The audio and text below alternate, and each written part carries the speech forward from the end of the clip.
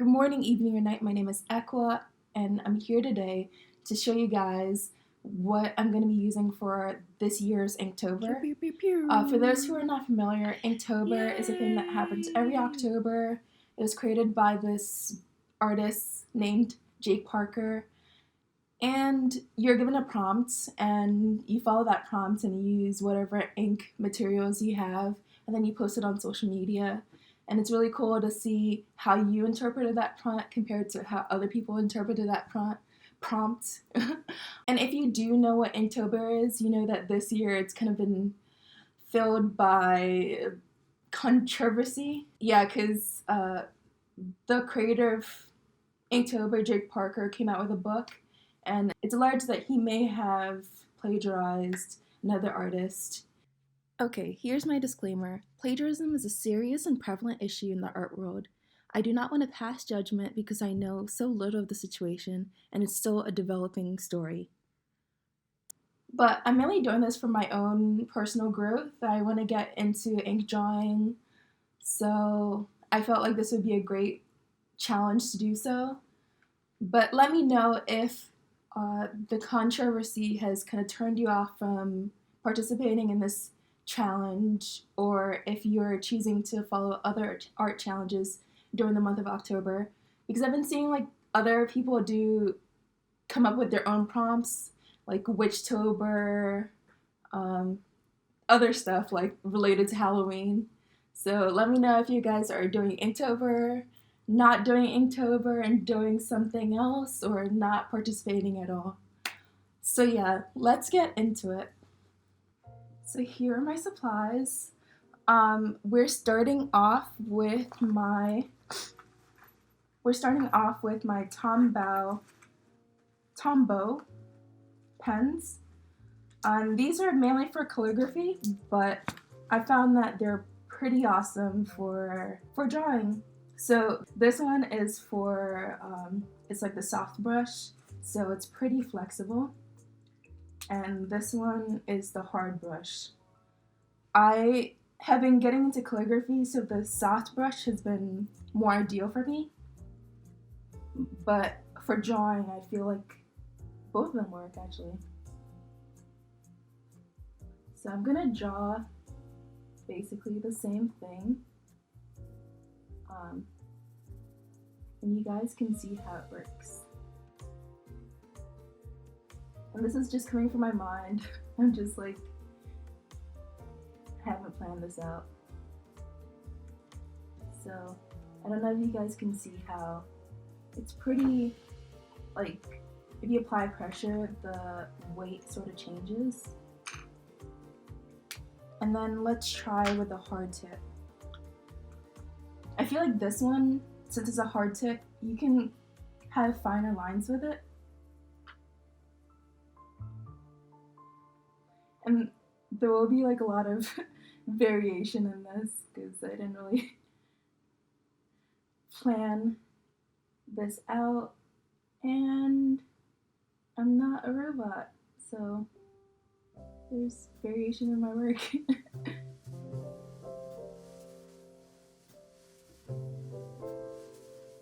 Oops, that bottom lip is huge. But you see how, like, I can add more pressure. You're not supposed to apply too much pressure with a hard brush, but if you go at an angle, you can apply more pressure that way. So these are the brushes. I feel like they're ideal for line work, getting into some detail. And also I really enjoy how black and opaque it is, and it makes for really punchy, bold prints. So this fountain pen is the Kaweco Sport Fountain Pen. It's meant to be portable, that's why it's this size. It's the first fountain pen I've ever used, and I got it like 2 weeks ago. And you just take it out, you can twist it, and then you have a handle. The only thing I don't like about this is it's quite small, so it kind of forces you to put your fingers like closer to the nib. But let's see.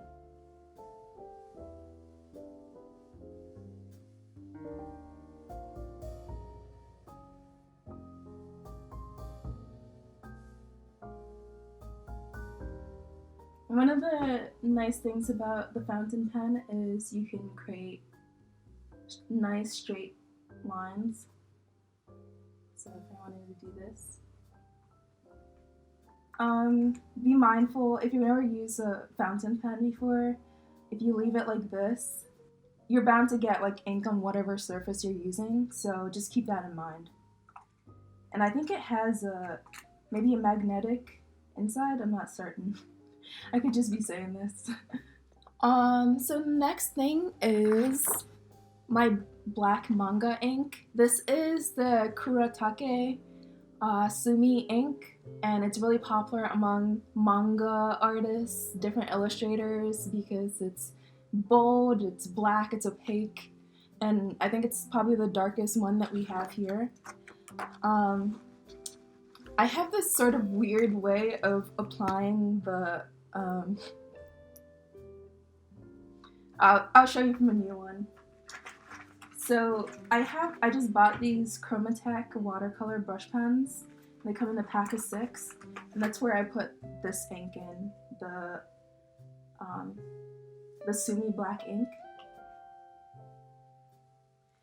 And I saw a lot of artists or calligraphists use a pipette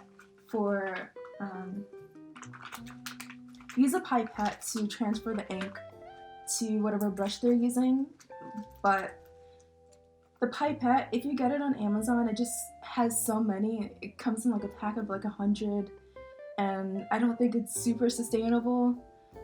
But even though this is kind of, I don't know, it's a bit creepy pulling ink into a syringe, out of a syringe, I feel like it works really well. And even though it's not a medical syringe, you can still like scratch yourself with this, so just be careful. It's hard to open. So I don't know if you guys can see, it's like super black. This is like the darkest thing we have today to show you guys. Looking back, I should have made these drawings a bit bigger, but maybe I'll do that now. So we just pour it in, and I think that's enough. Twist it, make sure it's tight. These things are counterintuitive because it's like, I always say to my head, righty-tighty, lefty-loosey, but it's actually lefty-tighty, righty-loosey. And there we go.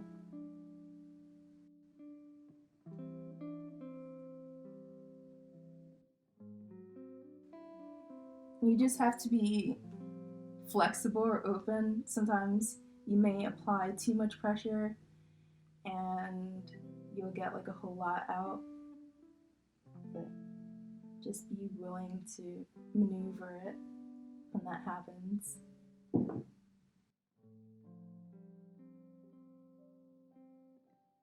And you can create line work with it, you can do washes of it. It's pretty flexible. The next thing is my Suzuku ink. I bought this on a whim. The other ones that we've seen so far, I actually did some research and saw that these are like one of the best. This one I kind of bought on a whim. Not a whim, but I saw that it was cheaper than the Pentel brush pen, so I decided to get this one. But yeah, everything else I pretty much researched to see what would be good to get, what would be ideal for a beginner. And I found this. This one I can use the brush pen as well, but I will just show you guys how to use it with a paintbrush. The brush pen is definitely easier. There's less mess and you end up wasting less. So one of the good things about this Iroshizuku ink, instead of this Kuretake Sumi ink, is you can create value differentiations or create value with it. So if I want to make the hair darker, I can make the hair darker.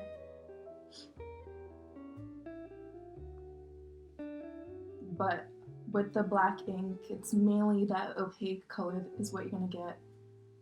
I've tried mixing with water and that actually works. And I can make it even darker than this. And you can like pull the ink if you want to create different effects. Especially that pulling effect is really good for creating dimension in the eyes. So that's what I really like about this. They all look so much different. The thing that kind of sucks about this ink, or something that you need to sort of work around, is there's quite a bit of bleeding. So you see this. Just keep that in mind. Maybe don't, if you know that you're going to use an ink like this, it bleeds, maybe only draw on the side or add a paper in the middle so that it sort of catches the pigment.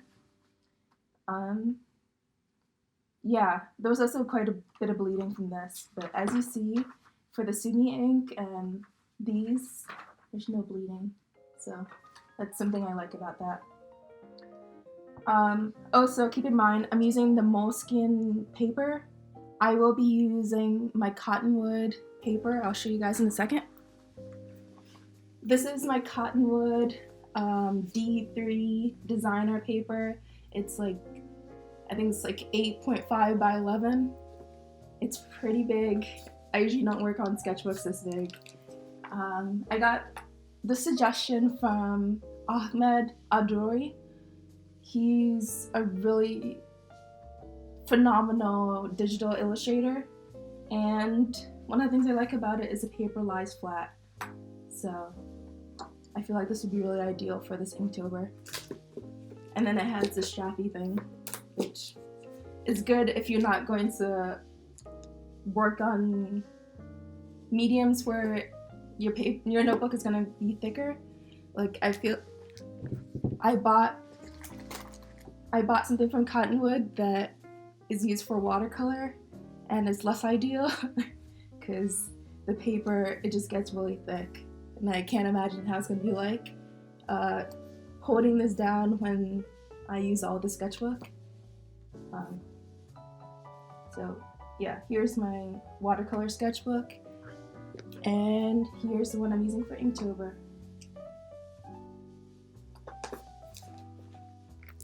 Okay, so next thing we're getting into is my vintage inks. If you guys watched my video on choose and keeping, you saw these inks. I love them, they're so cute. Unfortunately, they're not fountain pen friendly, so I do waste a lot of it by putting it in my palette. But oh well.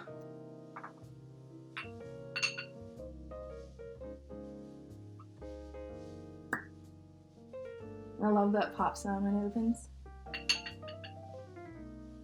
Okay, I poured too much for the rice gold, which is this color, but hopefully I will save it to use it for other things. One of the good things about it is I'm not sure if it's meant to be water soluble, but once it dries, I can add water and use it again. So I kind of wanted to refrain from using color, because I wanted this crisp black and white look, but I love color, I can't avoid it, so I'm gonna use color for it. So having the blue, red and yellow are probably the only colors I'm gonna be using. Probably not together, because then it looks like the Colombian flag, which may not make sense for my paintings. This is really, I would not really use this in this way that I'm using it for line work, but I just wanted to show you guys how it works. And you can create value, you can make it darker. And I hope it's picking up how like pretty and sparkly it is. I just love this color.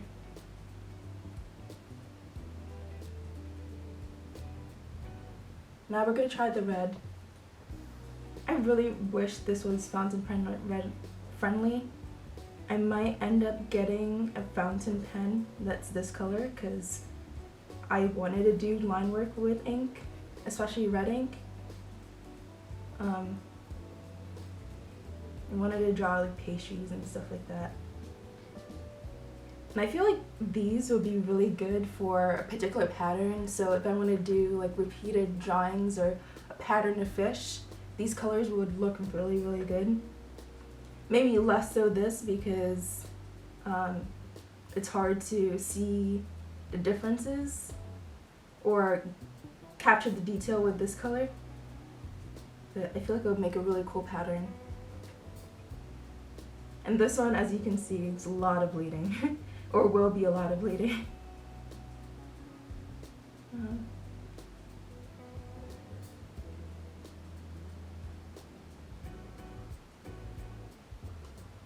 And just to see how the bleeding is like, it's pretty bad for these inks. So yeah, that is it. Actually no, I will be also using some sort of white pen. Here I have the jelly rolls, but I'm also gonna get these Kurotake white pens that are gonna come in later this week. Yeah, but you guys most likely know how jelly rolls are. They're pretty awesome. I only use it during the end of a drawing, so the Kurotake, I think it works really well on top of ink or wet ink, but this one I probably, oh, it's working. But yeah, I would use it to create highlights and also